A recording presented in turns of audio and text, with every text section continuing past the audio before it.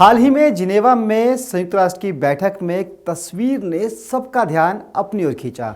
इस बैठक में गहनों से लदी विशाल जटाधारी एक महिला हेडफोन लगाए हुए बैठी नजर आ रही थी। साधुओं वाली वेशभूषा, भारी भारी गहने, चेहरे पर तिलक और बिल्कुल शांति से बैठी इस महिला ने इस हॉल में मौजूद सभी लोगों का ध्यान अपनी ओर आकर्षित किया। अब सवाल उठता है कि यह महिला कौन है और इस बैठक में कैसे पहुंची। आपको जानकर हैरानी होगी कि इस महिला की तस्वीर जिस शख्स ने ट्वीट की है वह भारत में रेप के आरोपों में घिरा नित्यानंद है, जो कि एक काल्पनिक देश कैलासा का खुद को सर्वेसर्वा बताता है। और ये महिला उसी देश की प्रतिनिधि के रूप में बैठक में हिस्सा ले रही थी। जिनेवा में हुई इस बैठक में ये महिला, जिसका नाम विजयप्रिया नित्यानंद है, काल्पनिक देश कैलासा की राजदूत के तौर पर हिस्सेदारी कर रही थी। काल्पनिक देश कैलासा क्या है और ये महिला कौन है, इन मुद्दों पर बाद में बातचीत करेंगे, लेकिन उससे पहले आपको बताते हैं कि नित्यानंद कौन है और उस पर भारत में किस तरह के संगीन आरोप लगे हुए हैं। नित्यानंद के खिलाफ भारत में रेप समेत कई केस चल रहे हैं। इन आपराधिक मामलों को सामना करने की बजाय ये शख्स देश से भाग निकला है। हालांकि नित्यानंद अपने ऊपर लगे तमाम आरोपों का खंडन करते रहे हैं। इन्होंने साल 2019 में अमेरिका के इक्वाडोर तट के पास एक द्वीप खरीदा और उसे यूनाइटेड स्टेट ऑफ कैलासा नाम से काल्पनिक देश का नाम भी दिया। कैलासा नाम के कथित टापूनुमा देश को दुनिया का सबसे बड़ा हिंदू राष्ट्र कहते हुए शख्स के द्वारा अपील की गई कि जो लोग भी हिंदू धर्म में बेखौफ प्रैक्टिस करना चाहते हैं वो यहाँ आ सकते हैं। इन लोगों ने देश की आधिकारिक वेबसाइट भी बनाई है, जिसमें वहाँ के झंडे और बाकी चीज़ों के बारे में बताया गया है। कैलासा की करेंसी भी है, जिसे कैलासियन डॉलर कहते हैं। ये लोग कैलासा में अपना स्वतंत्र शासन होने का दावा करते हैं।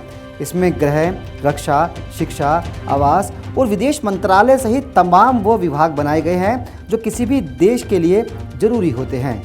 इतना ही नहीं, दूसरे देशों की तर्ज पर यहाँ मान्यता प्राप्त भाषाएं भी हैं, अंग्रेजी, संस्कृत, हिंदी और तमिल आदि। आपको बता दें कि कमल का फूल यहाँ का नेशनल फ्लावर है और नंदी नेशनल एनिमल है। आइए बात करते हैं उस महिला की जिसने अपनी वेशभूषा के चलते सबका ध्यान अपनी ओर खींचा। जी हाँ, अब आपको बताएंगे कि कौन है विजयप्रिया नित्यानंद। इस बैठक में पहुंची इस महिला ने खुद को कैलासा की महिला राजदूत बताया। उन्होंने कहा कि ये संयुक्त राष्ट्र में कैलासा देश की स्थायी राजदूत है। विजयप्रिया नित्यानंद ने कहा कि वो अमेरिका के वॉशिंगटन डीसी शहर में रहती है और उन्हें नित्यानंद के देश कैलासा में डिप्लोमेट का दर्जा मिला हुआ है। काल्पनिक देश कैलासा की ओर से विजयप्रिया के अलावा 5 और महिलाएं भी संयुक्त राष्ट्र की इस बैठक में शामिल हुई थी। कॉन्फ्रेंस में विजयप्रिया नित्यानंद ने दावा किया कि हिंदू परंपराओं को पुनर्जीवित करने के लिए भारत में उनके सर्वोच्च गुरु का उत्पीड़न किया जा रहा है। उन्होंने संयुक्त राष्ट्र से ये तक पूछा कि कैलासा में नित्यानंद और 20 लाख हिंदू प्रवासी आबादी के उत्पीड़न को रोकने के लिए राष्ट्रीय और अंतर्राष्ट्रीय स्तर पर क्या कुछ किया जा सकता है। संयुक्त राष्ट्र में विजयप्रिया ने कई देशों के प्रतिनिधियों से बातचीत भी की और इसकी तस्वीरें अपने सोशल मीडिया हैंडल पर शेयर भी की है। हालांकि इस महिला के तमाम आरोपों को यूएन ने सिरे से नकार दिया।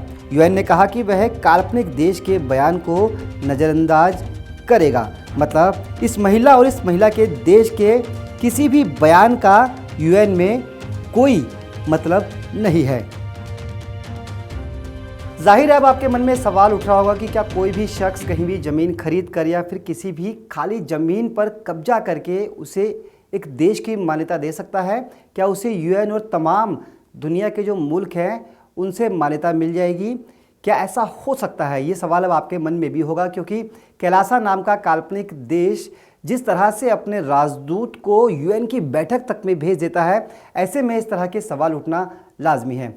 जी हाँ, अगर आपके मन में सवाल है तो इसके लिए हम आपको ये कहेंगे कि अगर कोई भगोड़ा या किसी तरह का अपराधी किसी देश का नामकरण करता है तो उसके सामने कई सारी समस्याएं खड़ी हो सकती है। कई देश उसे मान्यता देने से इनकार कर सकते हैं। इसके साथ ही आपको ये भी बताएं कि अमेरिका के अंदर अभी भी कई ऐसे द्वीप हैं जो खाली पड़े हैं। लोग इन द्वीपों को खरीदते हैं, खास तौर पर वो बिजनेसमैन जो वहाँ पर हॉलीडे मनाना चाहते हैं। वो अपने बजट के हिसाब से सस्ते या महंगे द्वीप खरीद लेते हैं और वहाँ पर छुट्टियाँ बिताने के लिए जाते हैं। रही बात कैलासा जैसे देश की, तो ऐसे में यूएन के अंदर इस तरह के देशों को मान्यता मिलना अपने आप में एक बड़ा चैलेंज होता है, क्योंकि देश की सीमाएं, देश की भौगोलिक स्थिति, देश के पड़ोसी मुल्क, देश की करेंसी, देश का स्ट्रक्चर, देश का आकार, तमाम ऐसे पैरामीटर होते हैं जिन्हें यूएन में पास कराना एक बड़ी चुनौती होती है। अगर कोई शख्स किसी देश को यूएन में मान्यता दिलाना चाहता है और वहाँ उसे मान्यता मिल जाती है, तो आप यकीन मानिए कि उस देश के लिए सारे रास्ते खुल जाते हैं। इतना ही नहीं, उसे अंतर्राष्ट्रीय लोन भी आसानी से मुहैया हो जाता है और उसकी करेंसी को भी मान्यता मिलने का रास्ता साफ हो जाता है। लेकिन फिलहाल कैलासा के मामले में आपको यही कहेंगे कि कैलासा का जो सर्वे सर्वा है नित्यानंद, उस पर भारत में रेप के मामले चल रहे हैं और फिलहाल भारत से वो भगोड़ा है। अपने सहयोगी विवेक के साथ मुकेश गुप्ता, दिल्ली।